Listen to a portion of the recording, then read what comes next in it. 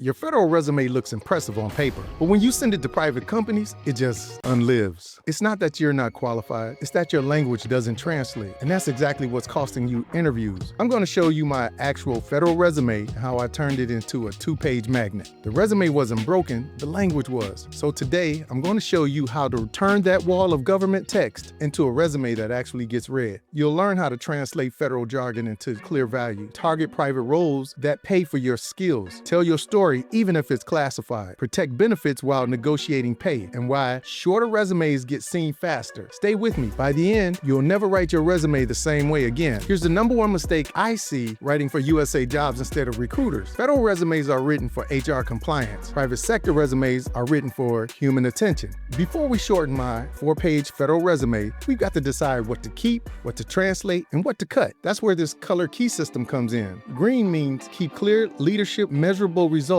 You know, language that already translates. Yellow means translate acronym heavy or compliance language that needs plain business English. And red means to cut it. Outdated, redundant, or task-only lines that bury your best work. The goal is simple. 40% keep, 40% translate, and 20% cut. Once you see your resume through these 3 colors, clarity starts to appear. Now, let's see how that looks in the real thing, my original 4-page resume. This right here is what I call the wall of text. Every duty, every course, every detail since the Air Force days, but no clear story. To a recruiter, it just says, I don't know what to look at, but look closer. You can see how I started to bring some order using that color key system. Green for strong leadership results. Yellow was for language that needs translating, and red was for everything that drags the story down. So even without editing it yet, the visual alone shows you where your resume is too heavy, too vague, or too outdated. Now we take that same 4-page content and start stripping it down, creating a 40-word max summary, pulling in keywords straight from the job description and turning those long paragraphs into concise bullets that start with the action verbs, end with results. This is where the resume starts to gain clarity, leadership, and impact. So let's zoom out for a second. We're not just rewriting lines, we're rewriting perception. Each section of your resume should shift from task to impact, from purpose to strategy, from jargon to value. Let's dive into a few examples. See,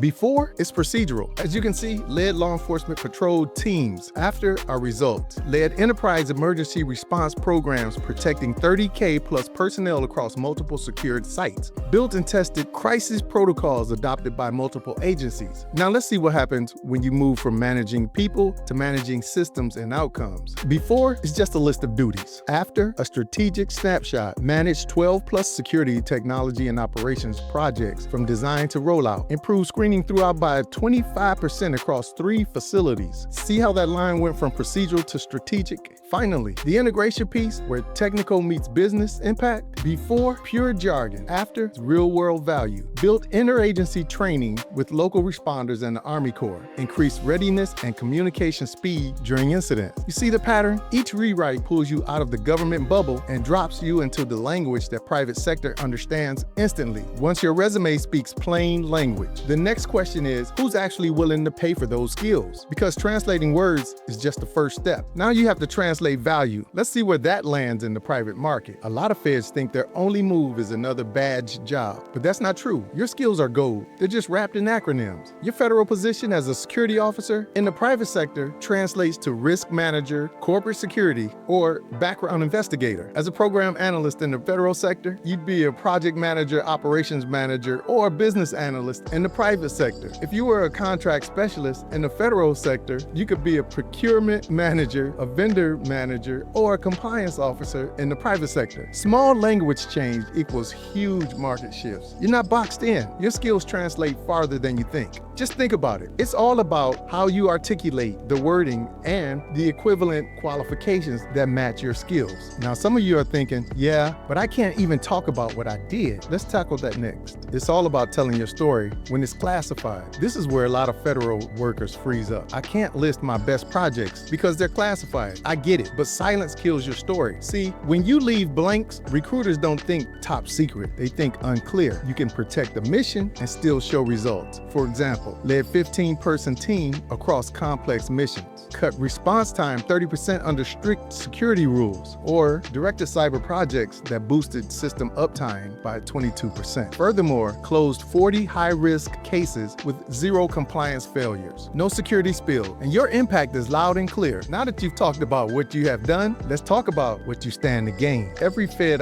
coach says, I can't walk away from my pension. And it feels like starting over, like you're giving up security. But here's what one client found. A 5% 401k match on a higher salary was worth more than their TSP ever paid. Add flex hours and remote work, and they realized that they weren't losing security. They were actually gaining freedom. Run the numbers. Dollars are greater than percentage. Freedom has value. And once the money and benefits click into place, the final piece is presentation, what your resume actually looks like. Federal resumes can run 6, 7, even 9 pages. I've written a few that long myself, but by page 6, even I was ready for a coffee refill. We cut that same resume to 2 pages, moved results up top, and callbacks started rolling in. Recruiters scan in seconds. If the value isn't visible up front, they tune out. Nobody reads page 5. Keep it tight. So if you've translated the language, matched the roles, and tightened the story, there's only one thing left to do. If your federal resume still reads like a policy memo, it's not helping you. It's holding you back. I'll help you fix it. Free resume review is in the link below. But if you don't watch the next video, 5 roles that hire feds, you'll keep applying to jobs that don't want your skills. Want to stay invisible for months? Cool. If not,